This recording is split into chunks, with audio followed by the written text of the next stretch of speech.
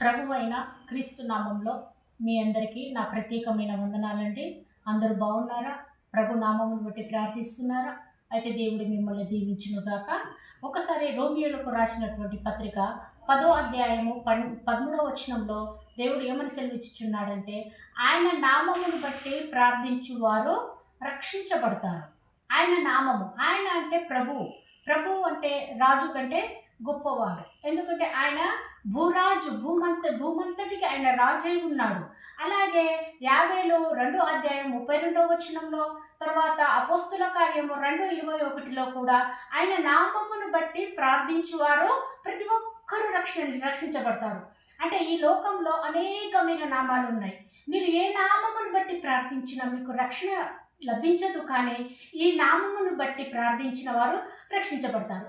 అదే రోమియోలకు రాసిన పత్రిక 10వ అధ్యాయము తర్వాత 9 తర్వాత 10వ వచనంలో ఏమని ఉందంటే, ఆయన నామమును హృదయంలో విశ్వసించి నోటితో ప్రార్థించువారు రక్షించబడతారని వాక్యము సెలవిచ్చుచున్నది. అలాగే అపోస్తుల కార్యము 4వ అధ్యాయము 12వ వచనంలో ఏమని ఉన్నదంటే, ఆకాశం కింద భూమి యందు ఏ నామంలో రక్షణ లేదు, ఈ నామంలో రక్షణ ఉన్నది. అంటే ఈ నామం అంటే ఏంటిది? క్రీస్తు నామము, గొప్ప నామము, జీవం కలిగినటువంటి నామము, సజీవమైనటువంటి నామము, భూమిని ఆకాశమును సృష్టించినటువంటి నామము. ఈ నామంలో మాత్రమే రక్షణ ఉన్నది. కాబట్టి మనం హృదయంతో విశ్వసించి నోటితో ఒప్పుకొని ప్రార్థించి ఆయన నామమును బట్టి మనము ప్రార్థించే వారిగా, ఆయనలో మనము నిత్యము నిలిచేవారిగా ఉండాలని ఇట్టి వాక్కును దేవుడు దీవించునుగాక.